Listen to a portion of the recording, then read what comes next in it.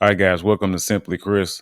And today we're going to be reviewing some more reactions to this crazy world that we live in. I got a couple updates from like the last video I did where the people just kind of jumped over the bridge and the Chick-fil-A incident.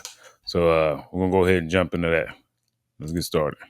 Shooting suspect missing after a chase that ended on the Highway 90 bridge has been arrested in Texas. All three suspects jumped from the bridge Monday. You've seen the video. Look, I don't know if y'all, I didn't know this last time, but y'all see this guy right here. We're going to rewind it. Watch this right quick. They're going to crash. And like I say, Texas. All three suspects jumped. You'll see these two pull out. There's three of them in there. So two of them pull out, two of them immediately jump over. Watch the third guy. He look down and be like, oh no, I ain't doing that. Watch this. From the bridge Monday. You've seen the video. Y'all see him? This guy right here. Right there. Look at him. Deputies Like, stopped oh, their no, car. One, Jacaris Etheridge, is now in jail. And that's when he took off. Anyway, another, Travion Moten, died from injuries sustained in the fall. I sat down with the sheriff today to get the full story. I've been in law enforcement a long time. It's probably the first time that I recall an incident just like this. That's why we train. Sheriff Chip Simmons says investigators didn't rule out any possibility on the whereabouts of Terrence Gross Jr. after Monday's high-speed pursuit through Escambia County, ending on Highway 90 near Scenic Highway. Video shows how the chase ended, with three men jumping over the bridge and into the Escambia Bay. K9 Streeter didn't hesitate to go after one of those men believed to be Gross Jr. The sheriff says one suspect was found dead in the water, another captured shortly after the jump. Gross spent almost 5 days on the run and was found nearly 1,000 miles away, not far from the U.S.-Mexico border in Laredo, Texas. He was in a truck with his father heading down Mexico way a couple days. So it seemed like he was trying to flee the country along with his dad, who was aiding him. And his dad gonna get some jail time. He'll probably do probably 6 months to a year, something like that. You know, for aiding and abetting. I'm not a lawyer or nothing, but typically in these cases they do get some time or whatever when they aid fugitives or whatnot. Years ago, we kind of got some word that he may have escaped the perimeter, and then we were going off that assumption, which led us to develop the partnership with the Texas authorities, and they ended up stopping him for us. The Webb County, Texas Sheriff's Office is a multi-agency effort that included the Department of Homeland Security, was the last straw for Gross. Anyway, guys, that was it for that case. I just want to do a quick update that the third guy was caught. Like I said, he had about 5 days on the run, and they caught him, you know, near the, he was headed to Mexico from the looks of it. All right. And I have another update on this wild. The victims of a double murder at a Chick-fil-A restaurant were a father of four providing for his family in Central America and a grandmother who leaves behind a grieving family here in North Texas. Brian Godoy and Patricia Portillo were victims of what Irving police are calling a targeted shooting. They both worked at the Chick-fil-A. And I had mentioned before that they had to be employed. Once I figured out his wife worked there, I figured they were former employees or employees of Chick-fil-A. They were killed. The suspect's wife also worked there. She was the one who actually identified her husband as the murderer. Fox 4's Peyton Yeager with more from the victims' families and friends tonight. Peyton. Steve, and these two grieving families are still trying to figure out why the shooting took place here inside the Irving Chick-fil-A.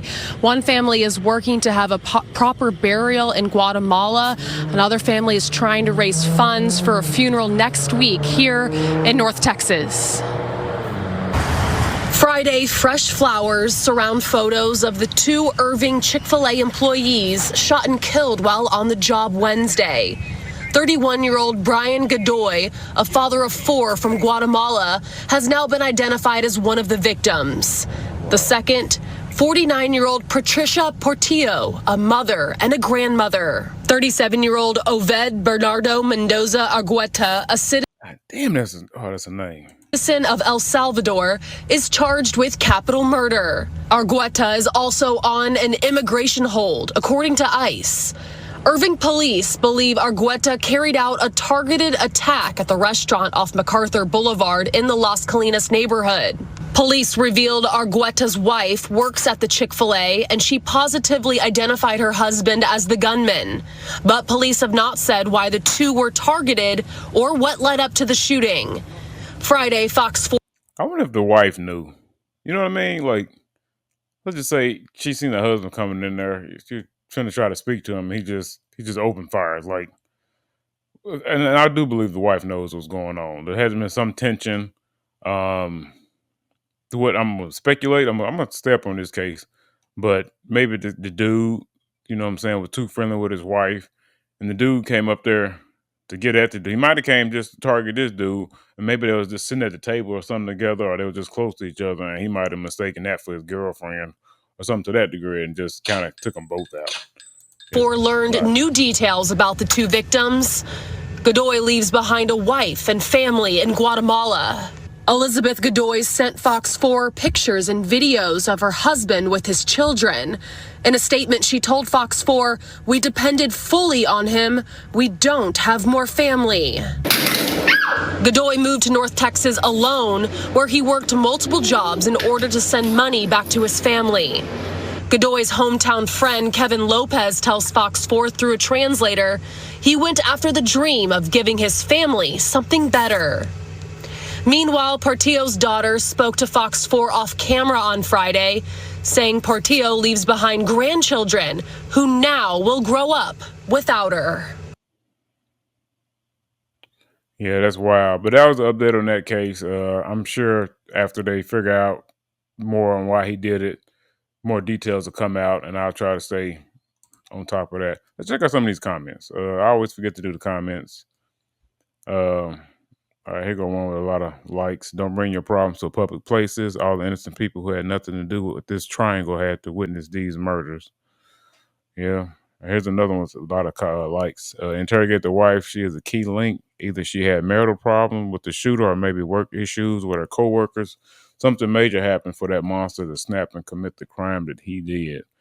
I believe that fully. All right, so we're gonna. That was an update to that story, guys. I just wanted to update you quickly on that one, and let's move on to the next one. An emotional day in court for the loved ones of 4 family members who were killed in a crash on Long Island last year. A judge sentenced the driver involved in that crash, Michael D'Angelo, to up to 21 years behind bars after he admitted to driving high. Fox 5's Jody Goldberg has more. My life is forever impacted. Survivors forced to bury 3 generations of their family. Through tears, they begged the judge to sentence Michael D'Angelo, the man who they called a monster, to the maximum. My father would still be here. My brothers and sisters would still be here. And my niece would still be here. Patrice Huntley, his son, daughter, and 6-year-old step-grandmother. Wait a minute. So, okay, apparently what's going on is that guy y'all seen a minute ago murdered these 4 people. Okay, you got this guy. I think that's his granddaughter and daughter were killed last August on their way to get ice cream. They were stopped at a red light when D'Angelo, driving approximately 120 miles per hour. God, dog.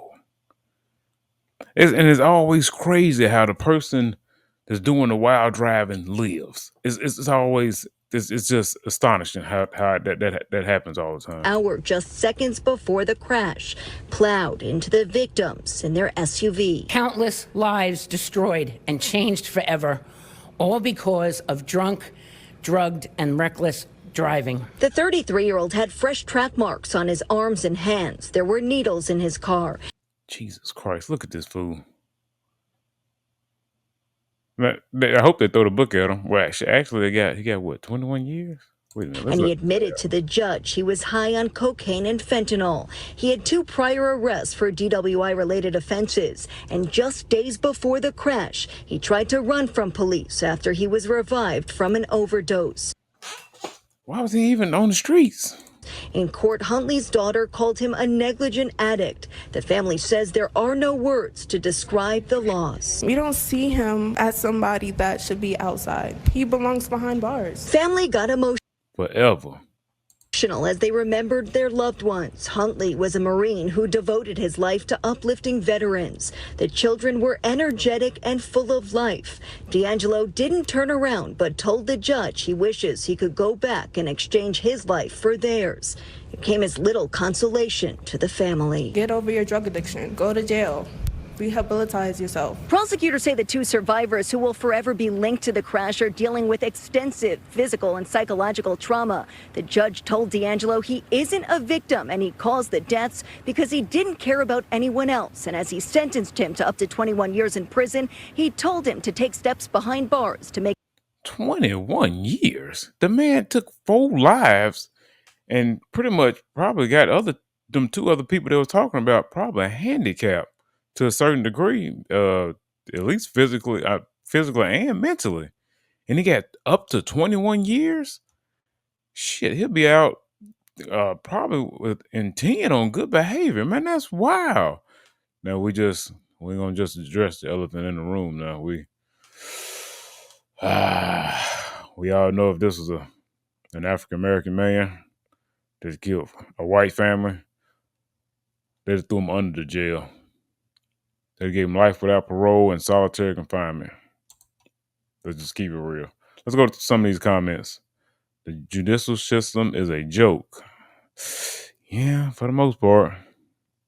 All right, that one had a lot of times when I read these comments, they have a lot of likes. So we'll see, and it shows the sentiment of the people when they have a lot of likes. He should have gotten life in prison, 20 years for murdering 4 people. Will be out in 13, probably. What a joke. Amen. See what else we got. So those are kind of like the top 2 comments. 4 people died from a car crash in Long Island 4 minutes ago. Yeah, that's wild. That's why I can't believe that, man. 21 years. So look at it like this. Okay, let's just say you want to. Yeah. That's wild, guys. That's why I don't agree with this at all. He should have got life without parole. And for him to have had priors also. So he had priors, you know what I'm saying, a history of drug abuse, running from the police, probably other stuff. He ended up killing 4 people and then pretty much handicapping 2 other people, and all he got was up to 21 years. I don't know. His folks might have money. They got to. Anyway, let's keep going, guys. New at 5:30, a case of road rage turned into this full-out brawl. It ended with a man grabbing an AR-15, all of it unfolding on camera in It's all fun till the rabbit got together.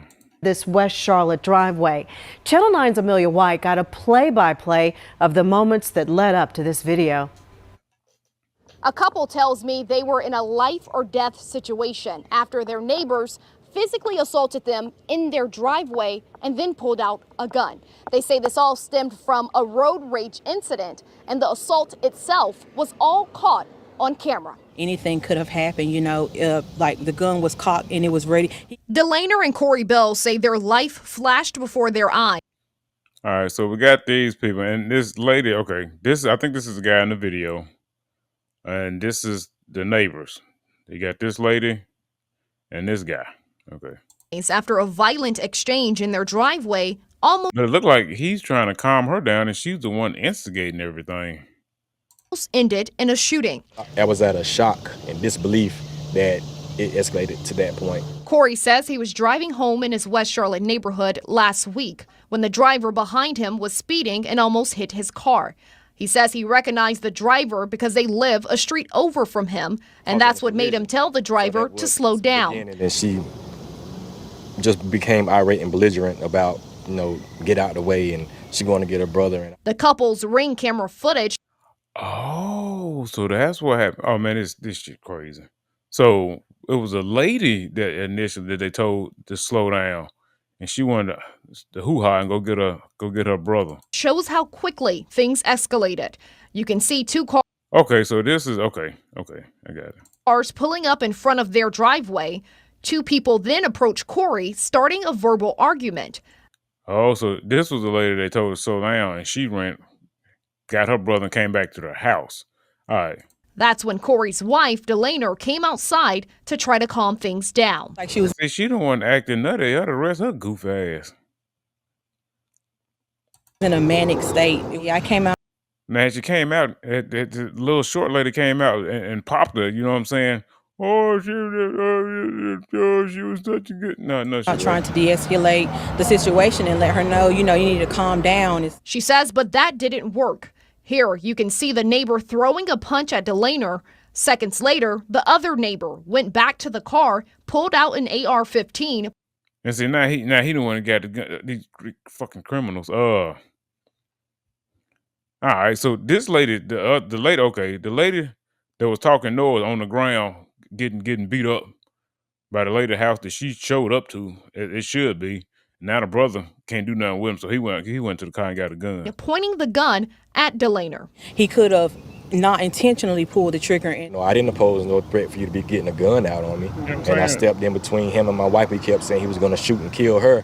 Thankfully, no shots were fired. And see, this is the lady that rode with him, trying to help, and she's not even fighting. She's just trying to get the lady off her. That'll take this damn silly ass motherfucker. But Delaner says she still wants justice for what unfolded.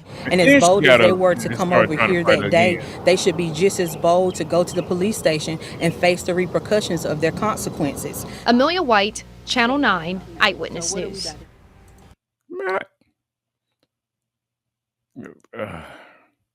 Well, the people that showed up to the house should be charged for assault. I'm going to say that. Like I say, you play stupid game, you win stupid prizes. Now, like I say, had the neighbors had she walked outside and just blew everybody away, all of a sudden, oh, now she a bad guy when y'all showed up to her house acting crazy. I don't agree with this shit at all. But that's it for that, y'all. Y'all just be safe out there. That's all I can tell you. It's a crazy world we live in.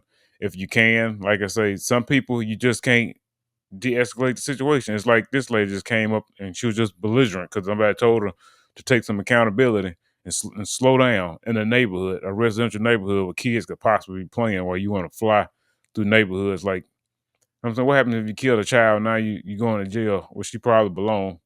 But you know what I'm saying? They was just being, hey, look, slow down. It's a residential street. Kids playing. You know what I'm saying? You shouldn't be going that fast. Same thing like at my house. People drive by flying and you tell them something, you know what I'm saying? Big, all right, my bad, bro. And you know what I'm saying? And just take heed to there's kids and stuff playing in these neighborhoods. There's no reason for all this extra. But that's it for the video, y'all. Y'all be safe out here and stay vigilant. And I'm gonna catch y'all in the next one. Peace.